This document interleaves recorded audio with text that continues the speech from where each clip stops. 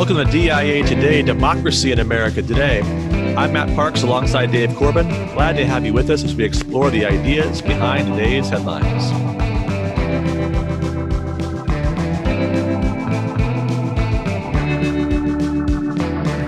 How you doing, Dave?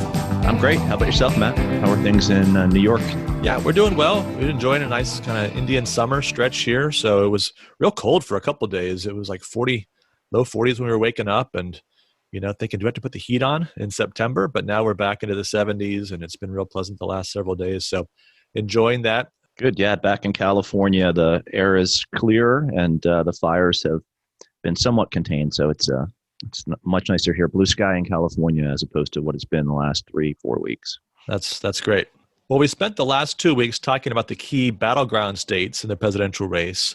And obviously the big story this week was the Supreme Court opening created by the death of Justice Ruth Bader Gisburg. And so we're going to focus our attention on that. Let's turn right to the headlines.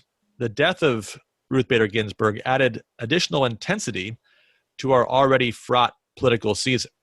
And so let's take a little bit of a historical perspective as we enter into this.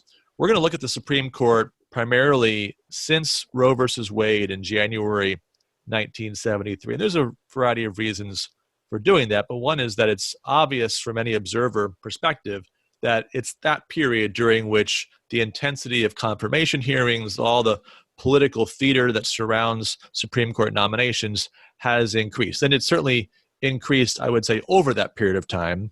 So this is the 15th Supreme Court opening in those 47 years, and the 10th that's arisen during a Republican presidency. And it's interesting, if you look back over that period, there has never been a time in all those 47 years where there were fewer than 5 justices on the court that have been nominated by a Republican president. And in fact, for 34 years, from 1975 until 2009, there were at least 7 justices that have been nominated by Republicans and only 2 by Democratic presidents.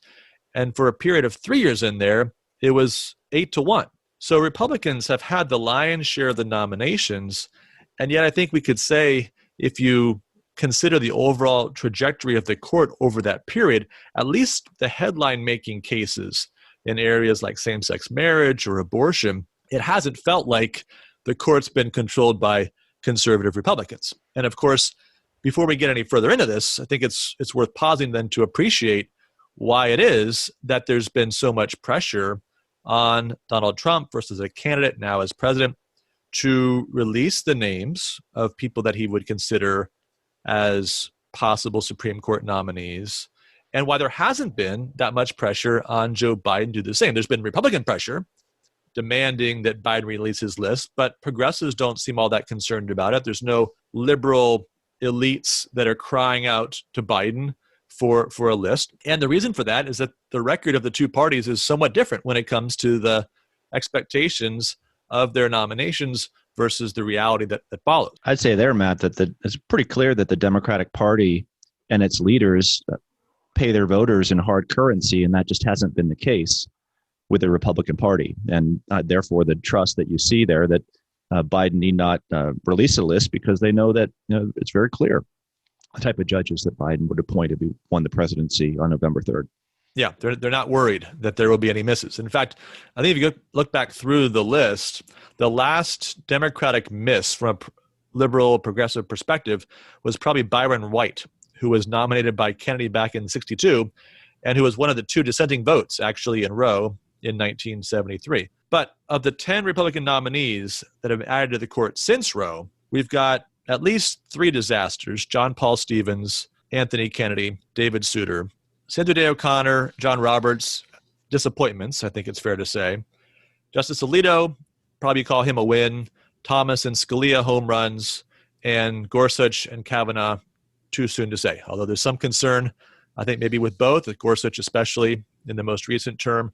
We'll see how things settle. But that's not a great batting average when you're thinking about the overall performance of Republican presidents making nominations and those nominees following through on what were expected to be strict constitutionalist judicial philosophy.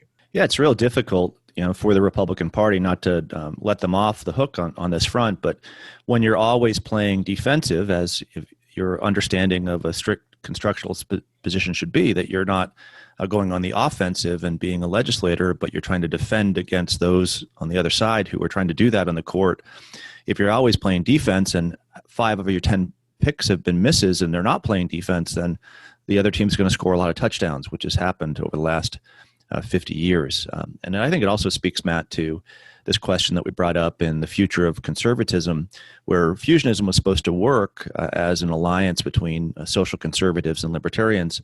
But more often than not, libertarians have been less likely to embrace a communitarian or stance that upholds the dignity of human life or some standards of virtue in terms of what norms should be for human beings. Right. And I think we saw that this is one of those areas where that becomes evident, right? Where there's the energy for Supreme Court nominations that will actually strictly interpret the Constitution, uphold life, etc. That's coming from one part of the Republican coalition, but not the whole of it. Whereas Democrats are much more unified on these points. And I think we also have to admit, we're also pushing back against human nature on this. You give somebody a lifetime appointment and you say, what we want you to do is exercise self-restraint. You are a member of the Supreme Court. You have one of 9 votes that can strike down a federal law, a state law, that can do justice as you personally understand it. And we're telling you, don't do that because you believe in Republican self-government, small r Republican self-government. That's not easy. That's not an easy ask. And even if, as you take up the position, you intend to do that, again, we shouldn't be surprised that some stray from that mark as they grow, as it were, in that office. So what you're saying, Matt, is it's easy for justices to think that they're angels in their oversight of government, correct? Yeah. If only we had angels to govern men. Let's go back to the numbers we started with. We've got 5 openings that have arisen during Democratic presidencies, but Democrats have only filled 4 of those openings, which of course brings us to 2016. You recall that Justice Scalia died in February, which was 9 months before the presidential election. And a month later, President Obama nominated Merrick Garland to fill the seat. At that time, though, the Republican majority in the Senate chose not to hold hearings on the nomination or a vote, leaving it to be filled by the winner of the 2016 presidential election. Now, when, to everyone's surprise, that turned out to be Donald Trump, he nominated Neil Gorsuch on the last day of January 2017, and Gorsuch was confirmed more or less on a party line vote, although there were 3 Democrats who voted for him, so he won 54-45. Now, the first half of this last week was spent mostly exchanging mutual claims of hypocrisy as Senate Republicans, with 2 exceptions so far, announced their intention to hold hearings and a vote on a nominee if President Trump were to make one. And of course, he plans to make one Saturday. Republicans were said to have reversed their position from 2016 when they were talking about wanting to give the people the chance to decide who would fill the Scalia seat. Now, on the other hand, Democrats who were calling for the confirmation of Garland in 2016, #DoYourJob, are now calling for a delay and demanding that Republicans follow the precedent they claim they set in 2016.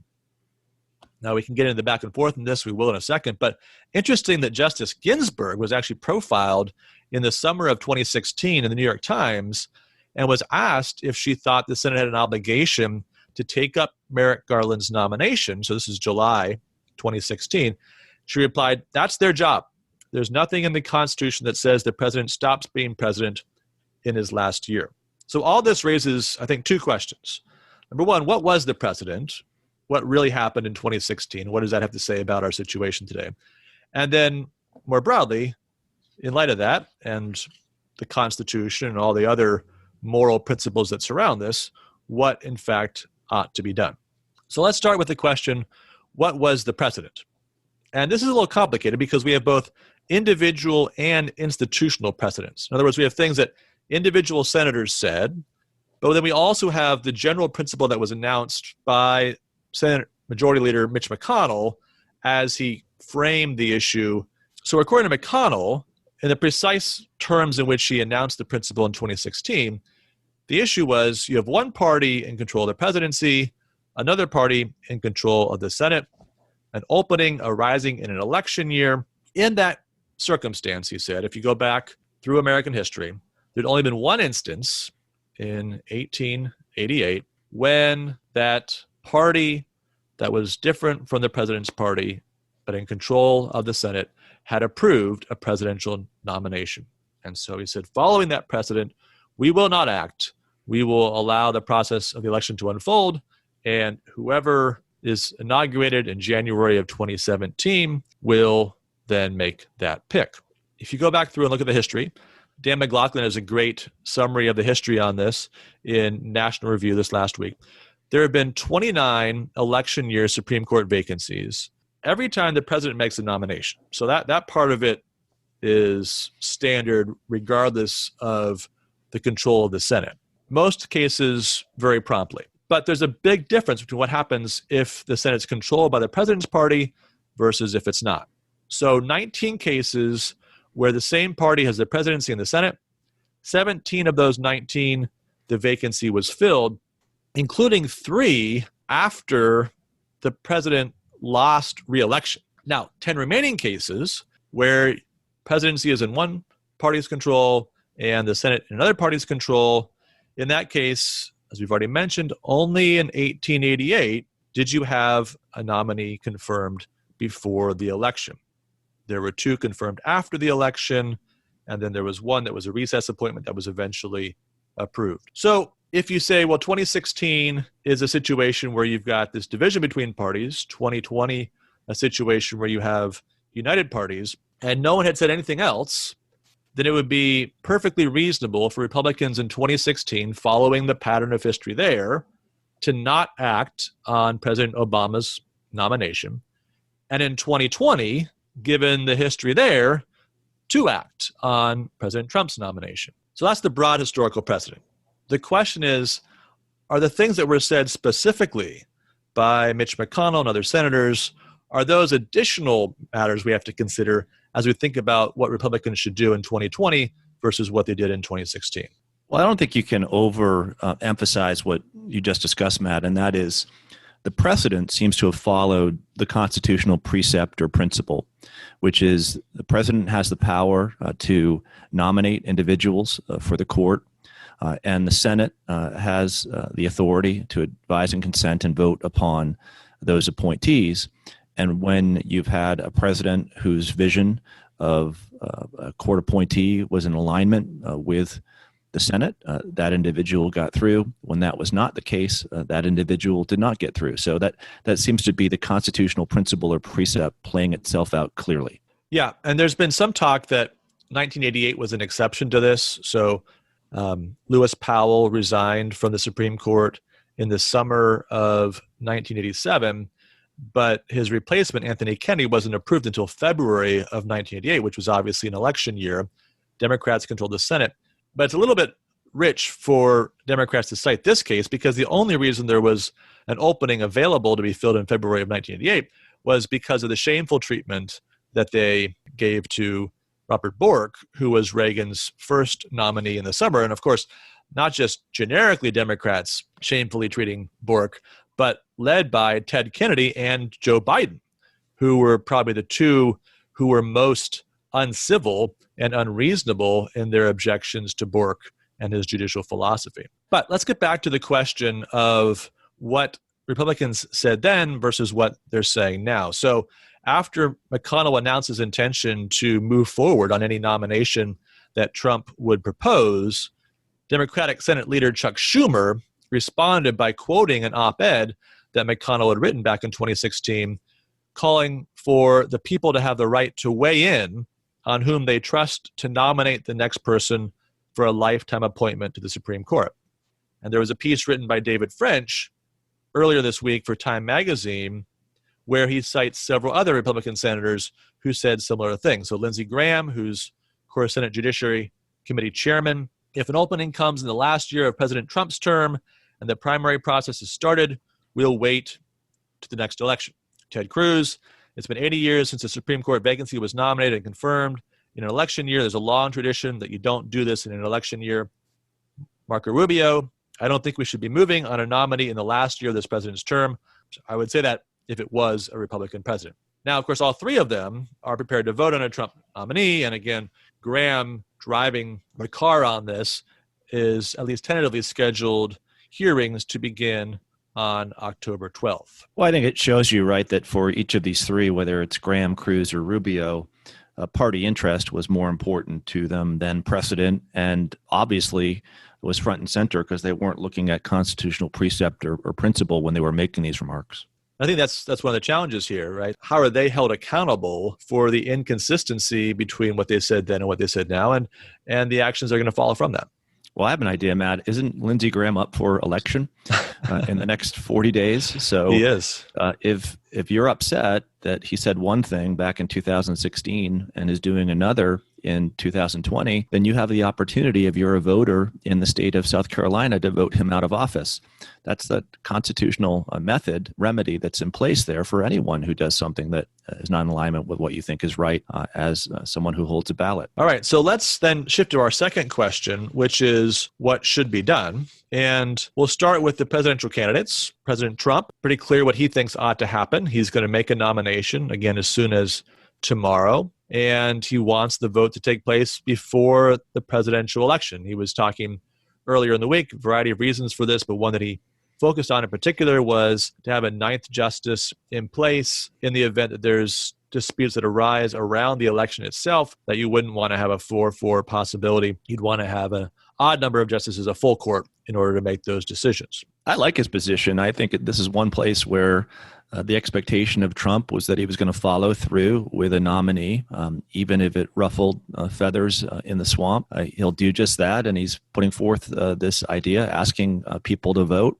and you'll probably have a vote. Whereas I wouldn't trust that, some time ago, if it was a more moderate to liberal Republican holding the office of the president, that he would move forward and use his constitutional authority, that he might crumble under the influence or pressure created by Democratic public opinion. So let's now shift our focus to Joe Biden. He gave a speech last Sunday at the Constitution Center. Senate Majority Leader Mitch McConnell said President Trump's nominee to replace Justice Ginsburg will receive a vote in the Senate within an hour of her passing. The exact opposite of what he said when President Obama nominated Merrick Garland to replace Justice Scalia in 2016. At that time, Majority Leader McConnell made up a rule based on the fiction that I somehow believe there should be no nomination to the court in an election year. That's ridiculous. The only rule I've ever followed related to the Supreme Court nomination was the Constitution's obligation for senators to provide their advice and their consent to a president's judicial nominee. So Biden's position today is he's always believed the job of a senator is to provide advice and consent. Now, on the facts of the matter, it's a little bit debatable as to whether, in fact, this is the only position he's ever taken. This is Biden in 1992. It is my view that if a Supreme Court justice resigns tomorrow or within the next several weeks, or resigns at the end of the summer, President Bush should consider following the practice of a majority of his predecessors and not name a nominee until after the November election is completed. The Senate, too, Mr. President, must consider how it would respond to a Supreme Court vacancy that would occur in the full throes of an election year. It is my view that if the President goes the way of Presidents Fillmore and Johnson and presses an election year nomination, the Senate Judiciary Committee should seriously consider not scheduling confirmation hearings on the nomination until after the political campaign season is over. So that's Biden in 1992, June 25th, 1992. But today he says his position has always been that senators should give their advice and consent to a president's judicial nominee. Okay, so we'll take him at his word on that. And yet, just a few minutes later in the same speech, as he's kind of wrapping up his appeal, he says, that's why I appeal to those few Senate Republicans, the handful who really will decide what happens. Please follow your conscience. Don't vote to confirm anyone nominated under the circumstances President Trump and Senator McConnell have created. Don't go there. Uphold your constitutional duty, your conscience. Let the people speak. Cool the flames that have been engulfing our country. We can't keep rewriting history, scrambling norms, ignoring our cherished system of checks and balances. So by the end of the speech, apparently there's a new constitutional duty beyond providing advice and consent that requires senators not to vote on this nomination, and apparently the people should speak. You have to try to find consistency between where he was in 1992, 2016, and now as a candidate for president in the fall of 2020. And the only place that you can see consistency for former Vice President Joe Biden is that at each stage in his political career, he very clearly has had a vision of the just society. And he very clearly, with regard to the court, has realized that that vision is going to be fulfilled or realized through the court. So he sees the court as being very important to the process of implementing his vision of a just society. So precedent, not important. Constitutional precept, not important. His vision of a just society, very important. And I would say that you see this most clearly in 1987. You had already mentioned this idea of the borking of a nominee. At the time, Biden was overseeing the Judiciary Committee for the Bork nomination. And Joe Biden, then Senator, said to Bork, lecturing him, and this is from a great piece today published in The Hill by George Neumayr called Joe Biden, the Father of Borking. Biden lectures Bork as follows: "Will we retreat from our tradition of progress, or will we move forward, continuing to expand and envelop the rights of individuals in a changing world which is bound to have an impact upon those individuals' sense of who they are and what they can do?" So that's what former Vice President Joe Biden's after. He wants to expand in a nutshell. Yeah, exactly. In passing on this nomination to the Supreme Court, we must also pass judgment on whether or not your particular philosophy, that which is more restrictive, strict constructionalist, is an appropriate one at this time in history. This is him talking to Bork. Then Bork replied, "Judges aren't supposed to interpret the law in light of the current political zeitgeist, but according to its original meaning. Quote, if a judge abandons intention as his guide, there's no law available to him, and he begins to legislate a social agenda for the American people. That goes well beyond his legitimate powers. He or she then diminishes liberty instead of enhancing it. The truth is that the judge who looks outside the Constitution always looks inside himself and nowhere else." So what does presidential candidate Joe Biden want? He wants judges who look inside themselves in their vision of just society, and they're going to implement a more progressive vision of individual rights. So in 1992, this was the case. In 2016, this was the case. In 2020, this is the case. So it's clear what we should be expecting from Joe Biden and from Democrats on the issue of court nominees. All right, so that's where the presidential candidates stand. And there's been an interesting debate among conservatives this week about how to proceed from here. So mentioned David French's piece in Time magazine, where he cites 3 Republican senators, all of whom had said essentially that there shouldn't be any consideration of nominations in an election year, and that principle stated in those terms would apply as much in 2020 as 2016. So in that same article, he makes the proposal that basically everybody should be held to their word.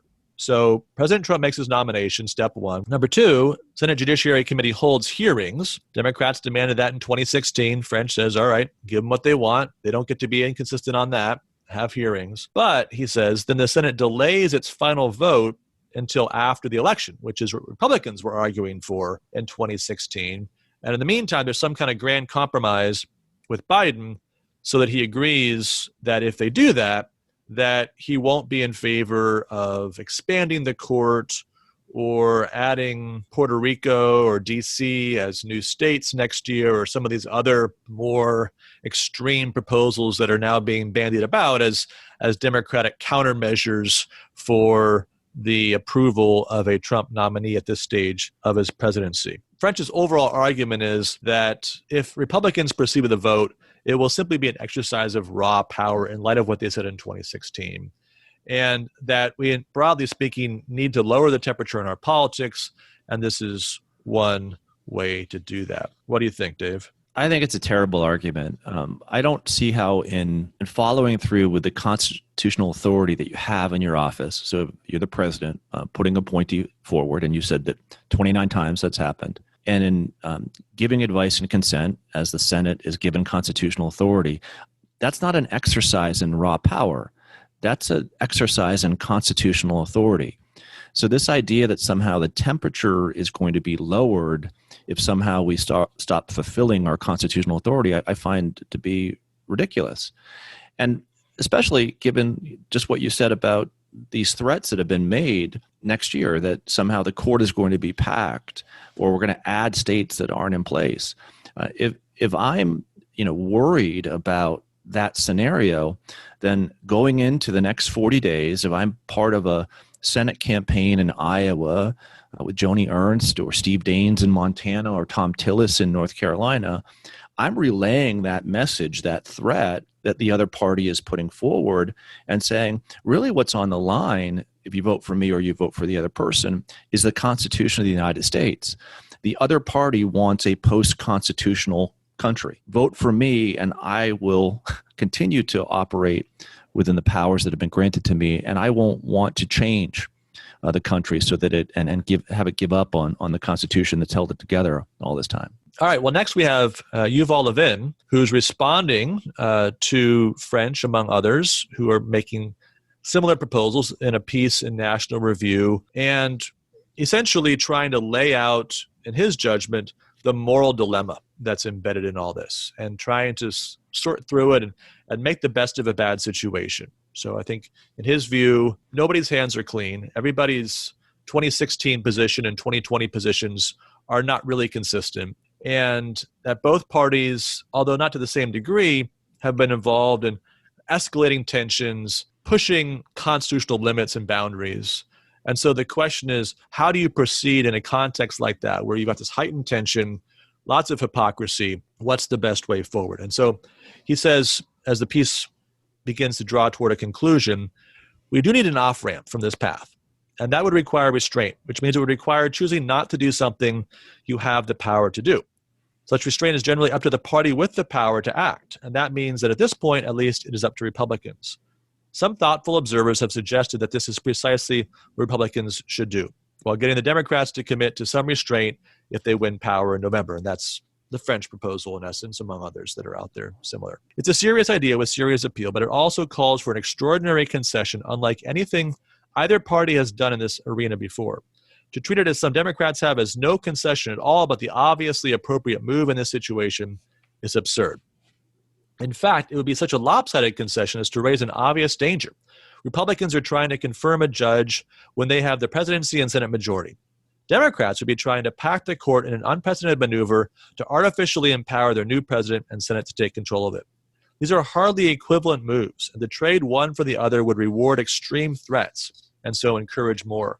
That doesn't necessarily mean it's the wrong way forward, only that it comes at great cost, like every other option on the table. This is the essence of the problem for Senate Republicans. There is no simply correct way for them to proceed here. Every available path involves serious costs and legitimacy problems. Now he goes on, and reading the whole piece is well worth your while, but he concludes that the best option would be for Republicans to begin the confirmation process before the election, schedule the hearings, have whatever hearings you can before the election, follow a normal timeline for deliberations, and then the expectation would be you would conclude that after the election. If the election goes badly, at that point they could offer the Democrats a deal like the one that French suggests, say we won't vote on this nomination if you agree X, Y, and Z. If the Democrats refuse that deal, then you know where they stand, and you proceed, and you probably unify the Republican caucus, which might be fractured if the Republicans lose a number of seats in the Senate. You unite them around approving this nominee as a testimony of constitutional fidelity in the face of extreme threats by an incoming Democrat president and Senate, and you push the nomination through. That's the way he lays it out.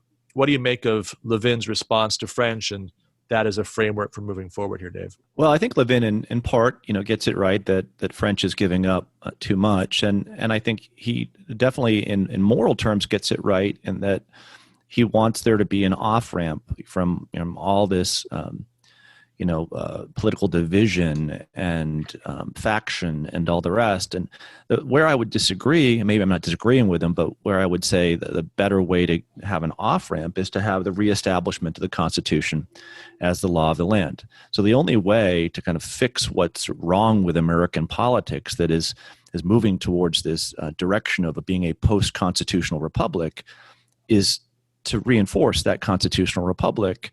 And that there's nothing, I can't read anything in the Constitution that says that the time between when a nominee is brought forth and when there is a hearing is X, or the time between those hearings and a vote takes place is X. And the people who wrote the Constitution had a variety of different kind of time standards within that Constitution, but there's no time requirement when it comes to this process. So move forward, do so in a deliberate fashion. I think you can get this done before now and the election day, and then you're going to have an election. And if the people of the country don't like what the Republicans have done in terms of putting forth a nominee, voting on that nominee, they'll have the opportunity to vote out those Republicans. They'll have the opportunity to vote out that president. Well, I think you made a great point that there's some immediate accountability for this. I mean, they're talking about having a vote on October 29th for the nominee, assuming the timeline is followed as it's being discussed and proposed right now. So that means 5 days later, you have a presidential election, and you will have a third of the Senate having just gone on the record, not just from the standpoint of voting on the nomination, but the whole process. And if you disapprove of that, just like you're saying, you'll have a third of the Senate will be right there on the ballot, President Trump right there on the ballot. And so there will be plenty of opportunity for immediate political accountability. Let's add a little historical perspective on this. The timeline we're talking about, let's say the nomination is September 26th. That's Saturday. That's when we're expecting the nomination to be announced. Hearings begin October 12th, probably last 4 days, and the vote's scheduled for October 29th, as I was just saying. So that's 33 days from nomination to final vote, which I think it's fair to say it seems fast. But if you look at the history of those 14 post-Roe nominations, it's not quite as fast as you might have expected. Of those 14, we're going to throw 4 out because in the case of Thomas and Kavanaugh, you had 2 rounds of hearings. So you had hearings, and like a month later, 3 weeks later, you had more hearings. So obviously stretches out the process. Like we're going to assume we're going to have 1 round of hearings on this case. If there was a second round, it certainly wouldn't be a final vote before the presidential election. So there's no reason to consider that. 2 of the other 12, you were also dealing with a nomination for a new Chief Justice. And so that stretched the timeline out as well. So we'll throw those ones out. We've got 10 cases left. John Paul Stevens, who's the first post-Roe nominee confirmed, 19 days from nomination to his confirmation vote. Sandra Day O'Connor, who was the next one, 31 days. Now you go beyond that, and it starts to lengthen itself out. And I would say the typical pattern is about 2 months, 2 to 2.5 months. We've got a few that were nominated around Thanksgiving time. Of course, there's Christmas breaks, and you've got summer recesses and such. So you don't always have the Senate continuously meeting during these periods, and so that stretches out the timeline a little bit. But how about Ruth Bader Gisburg? Her nomination was June 22nd, 1993. She was confirmed August 3rd, 42 days. The idea that you could do this in a month or a month and a half is not actually historically unreasonable. And what's interesting is if you look at the timeline a little more closely, you've got really 2 periods we're talking about. You've got the period from the nomination to the hearings, and then the period from the hearings to the confirmation vote. And that period they're talking about, from the hearings to the confirmation vote, they're talking about 17 days, October 12th to October 29th. That is as normal as could be. We've had 17 in the past. We've had 14, 18, 19. Right? That 2.5 weeks is very, very common as the period from when you finish or you start the hearings to when you had the final vote. So the only thing that's being truncated, if anything's being truncated, is the period from the nomination to the beginning of the hearings, what you might call the kind of research period, where you're getting ready for those hearings. Now, I think especially if the nominee is Amy Coney Barrett, which is the expectation at this point. 3 years ago, she was confirmed by almost the same Senate Judiciary Committee for her current position on the 7th Circuit Court of Appeals. So there's 5 senators of the 22 that are on the committee today that weren't part of those hearings, but 17 of them were there then, and they're there now. So they've already discussed matters with her. They had a full day of hearings back in 2017. Meanwhile, President Trump added her to his list of potential nominees almost 3 years ago, November of 2017. So broadly speaking, any Democrat, any Republican on the Judiciary Committee, any nonprofit who cares about Supreme Court nominations, you've had 3 years' notice that Amy Coney Barrett could very well be a Supreme Court nominee by President Trump. Furthermore, when Kavanaugh was nominated 2 summers ago to fill Anthony Kennedy's seat, she was one of the 6 frontrunners identified in a New York Times article and probably discussed as a person on the short list for President Trump at that point. So of the 25 that were on Trump's long list, she was one of the top 6, was the consensus view in the summer of 2018. So I think it's fair to say that if in the normal situation, you need maybe a month to sort through the record, find witnesses and all the rest for an upcoming nominee, maybe a month and a half.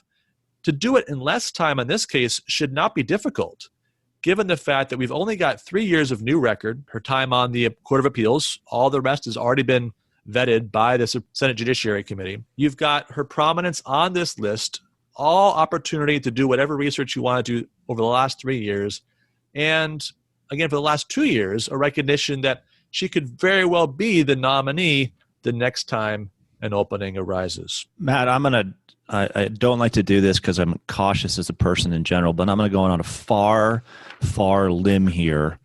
Between now and when that committee votes, or now when the full Senate votes, I've got this feeling that no amount of research on a candidate is going to prompt a Democratic member of the Senate who believes in a living constitution to vote for a strict constructionalist judge, or vice versa. Do you think I'm a crazy bet there? Powerball, right?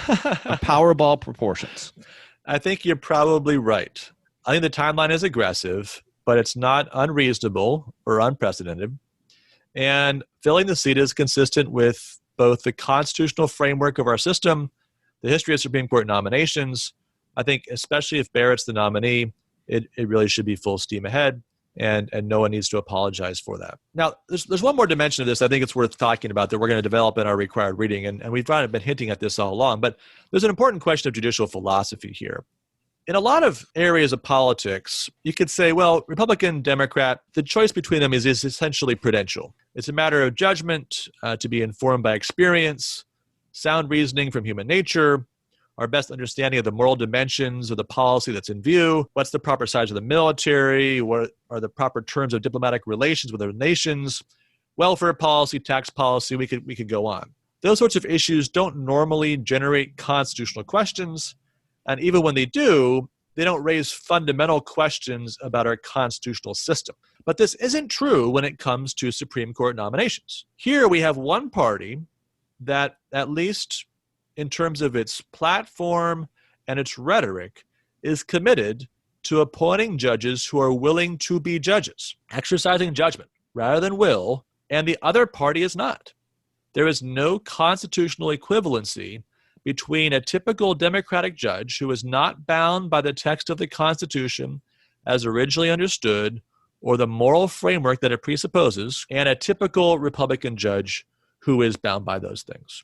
And so with that in mind, Dave, let's turn to our required reading, and let's dig in this a little bit more deeply. What have you got for us today? Well, I have 2 Federalist papers. I want to spend most of my time going through Federalist 78, which talks about the role of judges and their duty to follow the people's constitution.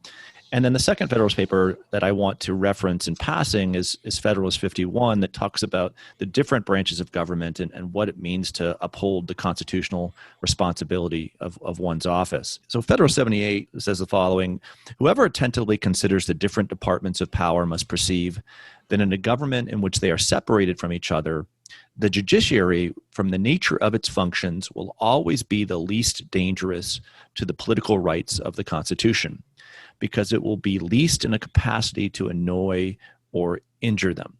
So here, Hamilton in Federal 78, making a case for the judicial branch and how it will operate, suggests that the court, unlike the executive, which holds the sword, or the legislative branch, which holds the purse, has no ability to really take an active resolution whatsoever. It lacks force and will, and it has merely judgment.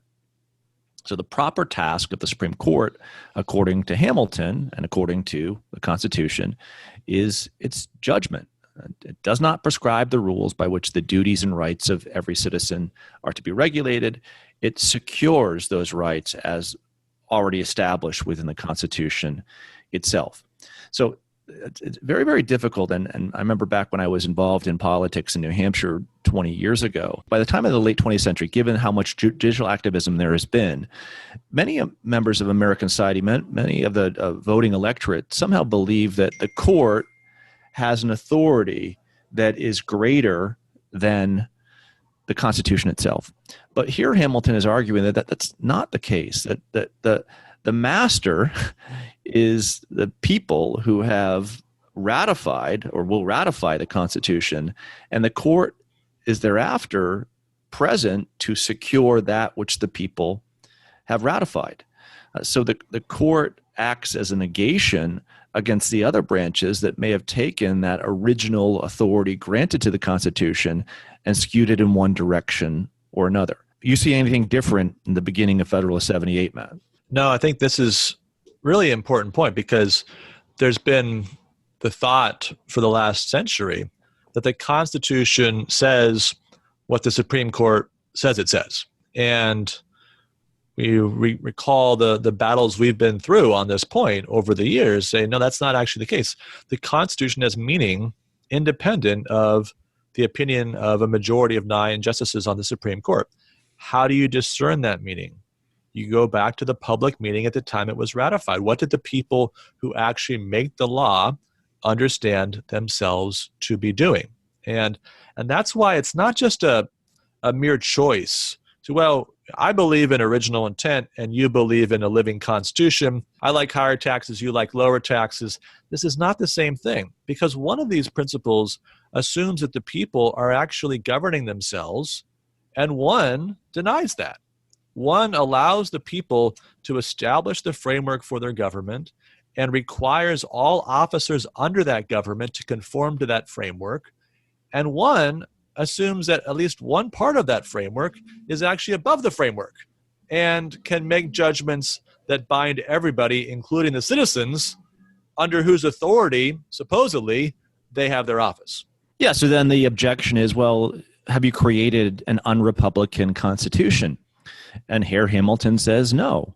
Though I trust the friends of the proposed Constitution will never concur with its enemies in questioning that the fundamental principle of Republican government, which admits the right of the people to alter or abolish the established Constitution whenever they find it inconsistent with their happiness. Yet it is not to be inferred from this principle that the representatives of the people, whenever a momentary inclination happens to lay hold of a majority of their constituents, incompatible with the provisions in the existing Constitution, would on that account be justifiable in a violation of those provisions, or that the courts would be under a greater obligation to connive at infractions in this shape than when they have proceeded wholly from the cabals of the representative body. Until the people have, by some solemn and authoritative act, annulled or changed the established form, it is binding upon themselves collectively as well as individually, and no presumption or even knowledge of their sentiments can warrant their representatives in a departure from it prior to such an act. So this is a safeguard against legislative activism. It's a safeguard against executive activism, and likewise it should be a safeguard against judicial activism, because clearly it's stated that if the people want to change their constitution, they are given a constitutional means, right, to alter or abolish the established constitution. But those means are not judicial means. That agent, that moral agent to change the meaning of the Constitution should not be a judge. In fact, the judge is the greatest defender of that Constitution, not the individual that is working to undermine it. Yeah, it's one of the great mistakes of recent courts, where they have essentially on issues like same-sex marriage looked at the trajectory of public opinion. Well, this many states have approved of it, and it seems like there's momentum in this direction, therefore we're going to make everybody do it. Well, that's not how it works. It's not about any change in public opinion. It's about the Constitution itself. That is binding upon the people as well as the government. So I did mention, Matt, that I also wanted to reference Federalist Paper 51. 51 is the last of a series of papers written by James Madison that really deal primarily with the idea of one branch of government becoming tyrannical over the other departments. And Madison writes in 51, when he gives the expedient and what's within the constitutional system that hopefully will prevent this, that the great provision for defense must in this, as in all other cases, be made commensurate to the danger of attack. Ambition must be made to counteract ambition. The interest of man must be connected with the constitutional rights of the place. So what does that mean? That if you're a member, if you're the member of the executive branch, if you're the president, your interests must be connected with the constitutional rights of the executive department. If you're in the legislative branch, that likewise must be the case. And if you're a judge, your interests must be connected with the constitutional rights of the court. What has happened instead in the partisan age in which we live in? Well, the interests of judges are not connected with the constitutional rights of the judiciary. They're connected with the partisan sway of one's vision of the just society. Hence, when you have a choice to make between reining yourself in and preventing yourself from being a legislator or not, you choose to be a legislator because you're so drawn to your vision of a just society that you want to implement. And as you mentioned earlier, you now have 1 of 9 votes to be able to implement that vision of a just society. So Madison's remedy has been overwhelmed by the partisan nature of American politics, whereby partisans set aside the Constitution and just put forth their ideas and forget what the Constitution says with regard to their powers. And so what should happen in that case, if judges are acting beyond their powers, and they have done this repeatedly over the course of the whole history of the court, but certainly with increasing frequency, I think it's fair to say in the last half century, is that the Congress, which has oversight over the court, should act. There should be hearings. There should be perhaps impeachments and removals of justices that are violating their constitutional responsibility. Why doesn't that happen? Well, because the ambition of the senators is not directed to protecting their prerogative as senators, but in the exact same way you're describing, Dave, in advancing a certain agenda.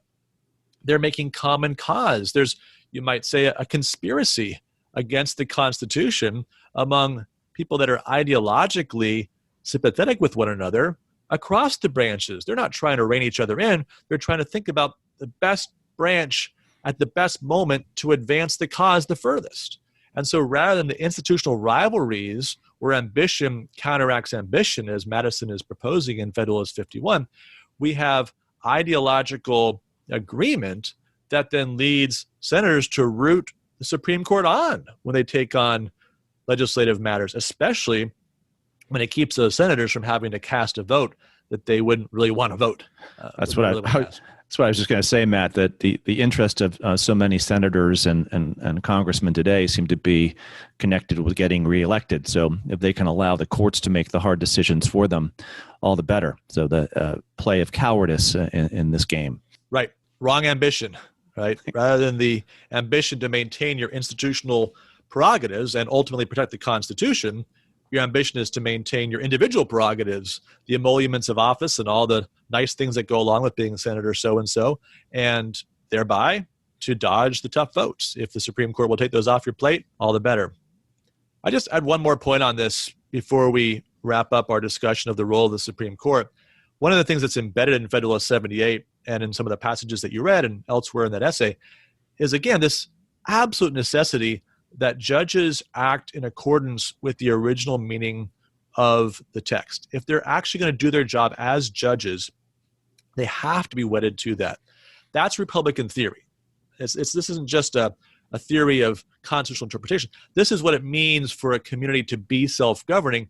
The laws made by any given group, whether that's a law of a constitution or a particular law that's made by a legislative body, have to be interpreted in light of the meaning as it was understood at the time that it was approved. Otherwise, we no longer have self-government. Otherwise, the act of establishing that constitution or making that law is a meaningless act. All you're doing is opening up a vessel into which later generations, later justices, later legislators can pour whatever they want in. That's not the nature of self-government. The fact that progressivism has taken us in a different direction is perhaps progressivism's most fundamental challenge to true self-government. And that's why it's absolutely essential that Republicans, every chance they get, make the case for their judicial philosophy, for the Constitution's judicial philosophy, for Republican, small r, judicial philosophy. And that's why I thought in 2016 it was a mistake not to have hearings on Merrick Garland. At that point, I argued they should have had the hearings. Have the hearings, expose the judicial philosophy, make the case against it, and begin to build a broader coalition in favor of self-government under the Constitution. Every hearing is an opportunity to show the value of those principles and the shipwreck alternative that follows if you abandon them. Yeah, I think unfortunately they were afraid to do that, and hence they invented some precedent that hadn't existed up until that time, and then they're being caught up on those words today, or maybe caught up on those words. But yeah, I agree with you, Matt, completely. That nomination should have gone forward. He should have been able to have a fair hearing, and they should have made it. They should have pursued a vote on that nomination. Now it's time to open the grade book, and so next week is the first presidential debate moderated by Chris Wallace. Hard to believe we're that far along in the campaign, but here we are. Don't think there'll be shorter things to talk about. In fact, they've just announced this last week the 6 topics that are going to be the focus of 6 15-minute segments in the 90-minute debate. So the record of Trump and Biden is number 1, coronavirus number 2, Supreme Court number 3, race and violence in cities number 4, election integrity number 5, and the economy is number 6. Now we're going to use our grade book to grade the performances of the debaters in each of the next 4 debates, next 4 weeks. But we want to be fair, right? We're good professors. We want to be fair to our students. We want to give them a rubric. We want to give some guidelines as to what's it going to take to earn an A or a C or an F. So we're going to do this for Biden. We'll do it for Trump. Lay it out a little bit in advance. So when they're listening, they have a chance to meet the mark and earn an A, if possible, on this first debate. All right, Dave. So give us your rubric for an A for Joe Biden. I think in these, an A performance is always coming off presidential. So if Joe Biden comes off presidential, he's reasonable, he's civil, he shakes President Trump's hands, he shows respect for the office of the presidency, and then is able to kind of maneuver forward in each of these 6 conversations, the Democratic position on the issue without it coming off as too hyper-progressive, then I think that he would have had an A performance on Tuesday evening. Yeah, I think Wallace is going to come after both of them hard. I think that's kind of how he prides himself as a guy who asks tough questions. So I think Biden has not been asked tough questions very often. This is true of every Democrat, right? They're not asked tough questions very often. So I think it's going to be interesting to see how he responds when Wallace asks him a question that's not an easy one. If Biden gets a tough question on Hunter Biden or something related to his record that's personal for him, he's got a tendency to get mad, a tendency to fight back, come up with weird insults. He's got to really restrain that. And so it's coming for him. If he's able to show restraint in that situation, I think that's a key part of pulling off an A. All right, how about a C, Dave? What's a C performance like for Biden look like? A C would be a level of incompetence in speech, would be just what you said, being caught off guard, or in the case of progressive policy, misstating it or maybe overstating it in a way that could catch up with him thereafter. So he can't afford to have too many of those moments over the 90 minutes. He has 2 or 3 of those, and he's able to get back up to steam. That's a C. But I think he's got to be careful to keep that number of stumbles down. Yeah, he doesn't want to have any obvious gaffes, right? No headlines, no remarks that kind of lead the news the next day, or that the average voter who's watching is going to say, what's that all about? I mean, I think I think the audience here is the average voter. We know that the media is going to spin it one way or another, but how's the average voter going to respond to these two candidates? Okay, how about a F for Biden? Yeah, I mean, I think just one flub up after another. I think you nailed it earlier. His tendency to get upset or mad, if he comes off looking bitter, off his rocker in any way, then and that continues throughout the whole 90 minutes. That would be a nightmare performance, an F performance for Joe Biden. So do not try to get down and do some push-ups to show just how physically fit you are against the president. Nothing like that. Yeah, no gimmicks, right? Definitely avoid the gimmicks. I still remember poor Bob Dole at the end of one of the debates in '96 trying to tell people to go to his website.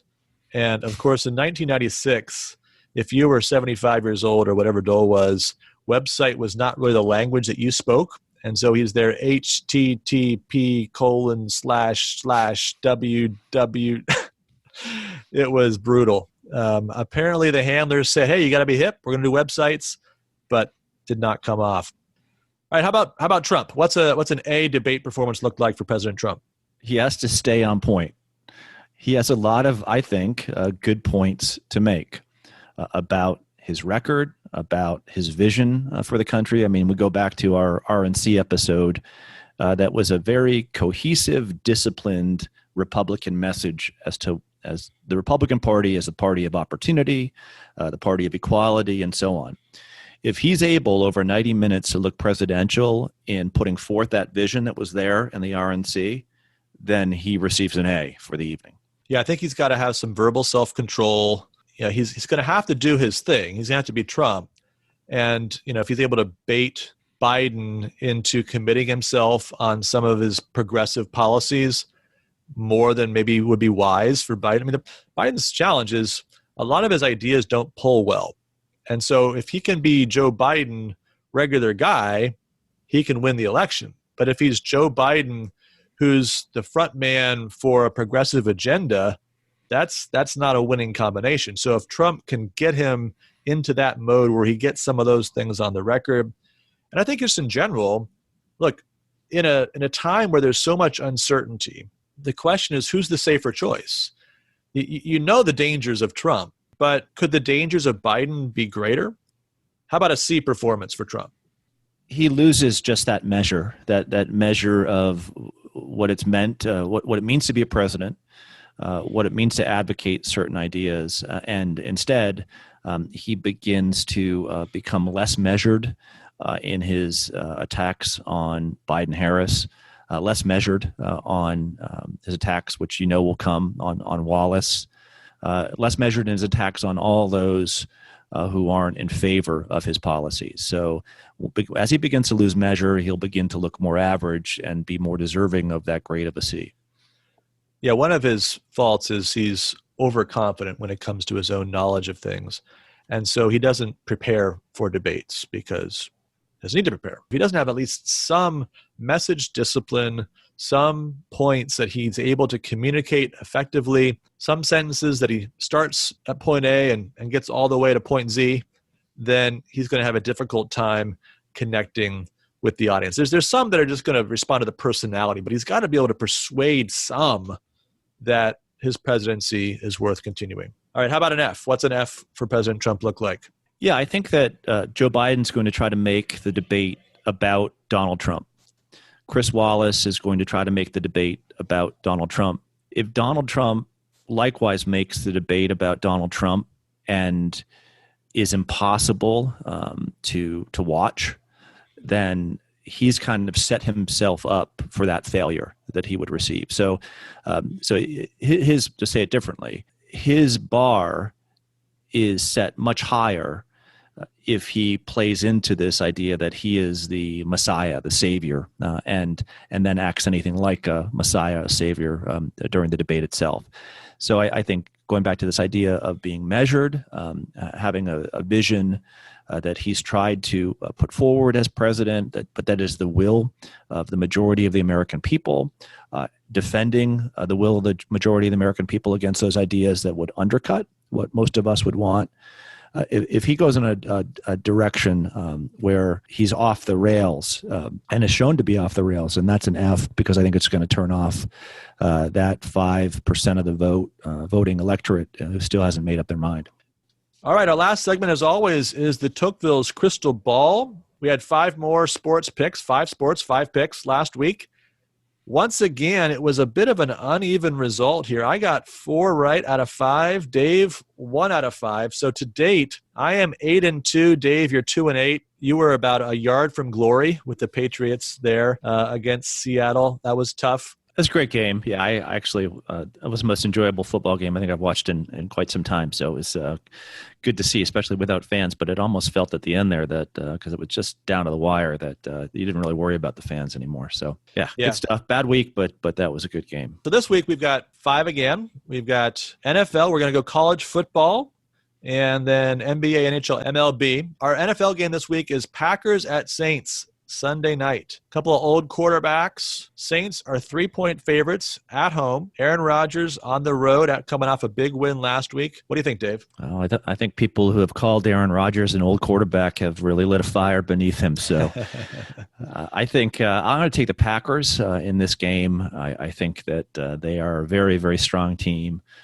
Probably, I would say they're my favorite right now to advance from the NFC to the Super Bowl. I didn't say that earlier, but they've looked great up until this point. So, great passing game. Aaron Jones is the running back. I think they win this game against the Saints. I agree. I think 3-point, home field, I guess, advantage. But in this context, it's a little bit hard to tell how much home field is an advantage. And the Packers look so much stronger than the Saints last weekend. I think I'm going to ride the hot hand here. I'm going to agree with you. Take the Packers. Okay, number 2, our first college football game. We're looking for some reasonably big matchups here. So we've got 2 teams in the top 25, although a little bit watered down this year because we don't have Big Ten teams in there yet, Pac-12 teams eventually perhaps. But we've got number 23 Kentucky at number 8 Auburn.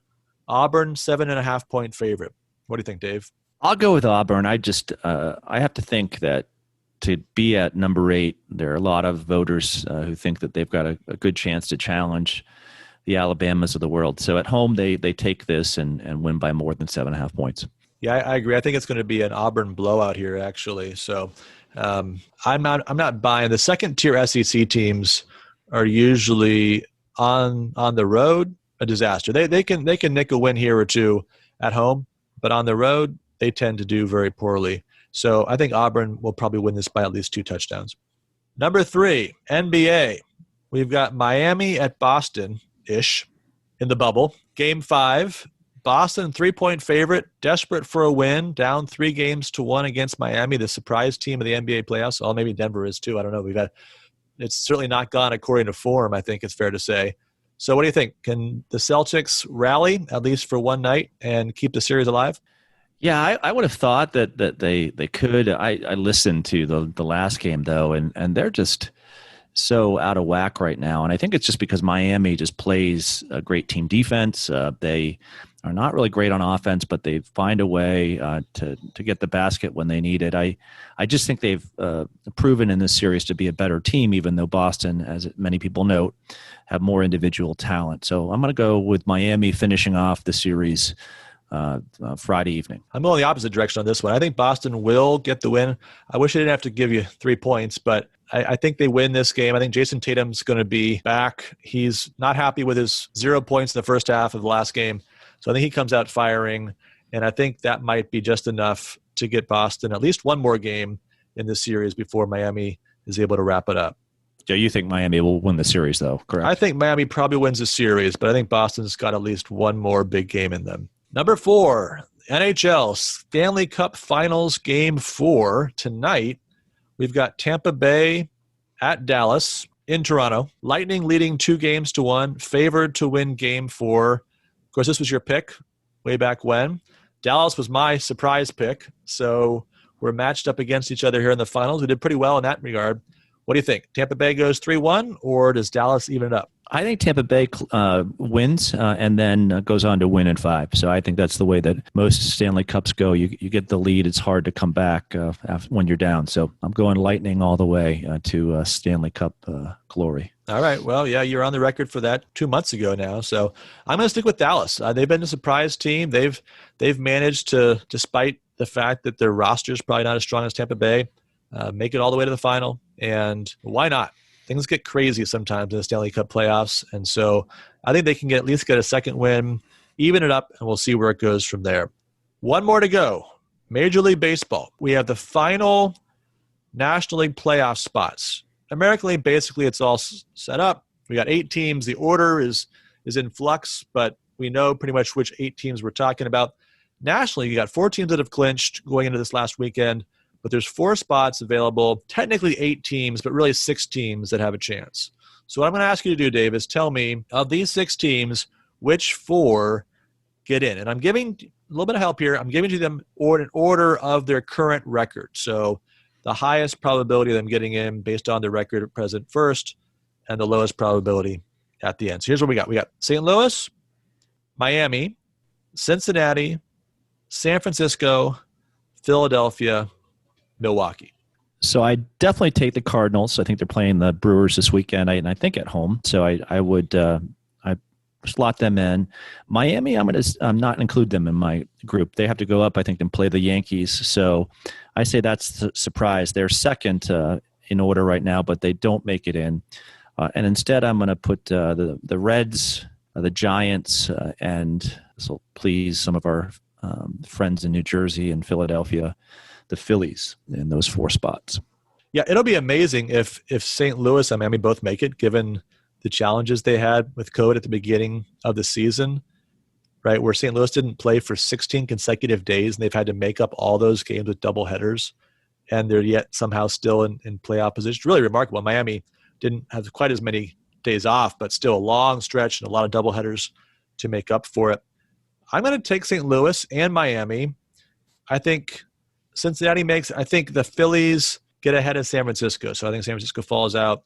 I agree with you. Milwaukee is not going to make it. St. Louis, Miami, Cincinnati, Philadelphia, my 4. All right, we got one last bonus pick. Got to close it off with politics. We know that's what our listeners like. We've got next week's debate. How many million viewers does that debate get? Well, I did my research here, and I think that the most watched presidential debate, and this comes as no surprise, was the first debate between Hillary Clinton and Donald Trump in 2016 that had 84 million viewers. So I'm going to say that this debate next Tuesday reaches the 100 million viewer mark. I mean, wouldn't that be remarkable? 100 million views. I just think there's so much going on, and there's just, I think, you love or hate Trump, you know that he's a showman, right? And you're going to love to see him fall on his face or do something different. So he's definitely going to bring the Nielsen ratings on Tuesday. And I say 100 million. 100 million. That's wow. That would be something. I don't think it's going to be quite Super Bowl level. I'm going to say 86. I think it'll just barely beat out last time. There is a lot of interest, but I wonder if some people are a little bit weary of the show. So I think 86 million would still be amazing. And of course, it'll raise the stakes, right? We've given them a clue into how they're going to be graded by us, but really a lot of people, that's a quarter of the American population, if they all watch that, and that's probably half the voting population. So a lot of people that'll be making judgments based upon what they see, and certainly a lot at stake for both candidates. So our over-under, Matt, is 93 million. Over 93, I win. Under 93, you win. All right, fair enough. Fair enough. I'll take that. Very good. Well, thanks again for listening. As always, very glad to have your support of the show. We encourage you to review the show and subscribe to the show at Apple Podcasts, Google Podcasts, Stitcher, Spotify. Take care. Look forward to talking to you again next week.